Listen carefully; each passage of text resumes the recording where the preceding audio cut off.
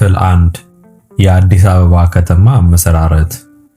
የአዲስ አበባ ከተማ በ1879 ዓመተ ምህረት ህዳር 9 ቀን በዳግማዊ አጼ ምኒልክ ተቆረቆረች ወይም ተከተመች። በዚያን ጊዜ ይህን የመሰለ ትንቢታዊ ስም የተቀበለችበት ምክንያት ስሟ ከመልኳ ጋር የተሟላ ሆኖ በመገኘቷ አልነበረም። በዚያን ጊዜ አዲስ አበባ የዱር አራዊት መኖሪያ ጫካና ደን እንደነበረች የአዲስ አበባ አቅኚ በሆኑ ዛሬም በሕይወተ ሥጋ በሚገኙ አባት ነፍጠኞች ይተረካል። በእርግጥም እስከደረስኩበት እስከ ቅርቡ ዘመን ድረስ ጫካ እንደነበረች የታየና የተስተዋለ ነገር ነው።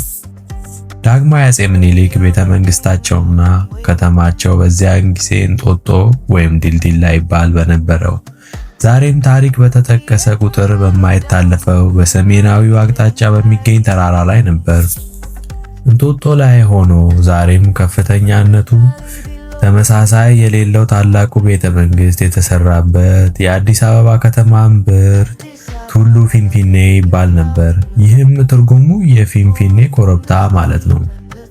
ፊንፊኔም የሚባለው እስከ ብዙ ዘመን ድረስ የአቦ ጠበል ሲባል የቆየው ከቤተ መንግስቱ ግርጌ የሚገኘው በተፈጥሮ ፍል ውሃ የሚፈልቅበት ረግረግ ስፍራ ነው።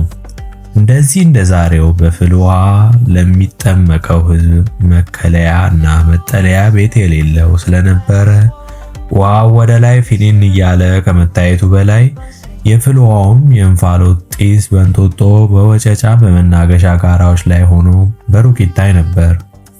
በፍል ውሃውም ለመጠመቅና ከብቶቹንም ሆራ ለማጠጣት የአካባቢው ሕዝብ ባላገሩ አገር እያቋረጠ እየመጣ በፍል ውሃው አካባቢ ገሳውን እየተከለ ይውል ያድር ነበር። በዚያን ጊዜ የፍል ውሃው አካባቢ ወባ ትንኝ በብዛት የሚገኝበት በመሆኑ በወባ ትንኝ የሚነደፉ ሰዎች ጥቂቶች አልነበሩም። እስከ ቅርብ ጊዜም ድረስ በፍል ውሃ ውስጥ ቀበሌ የወባ ትንኝ እንደነበረ የታወቀ ነው።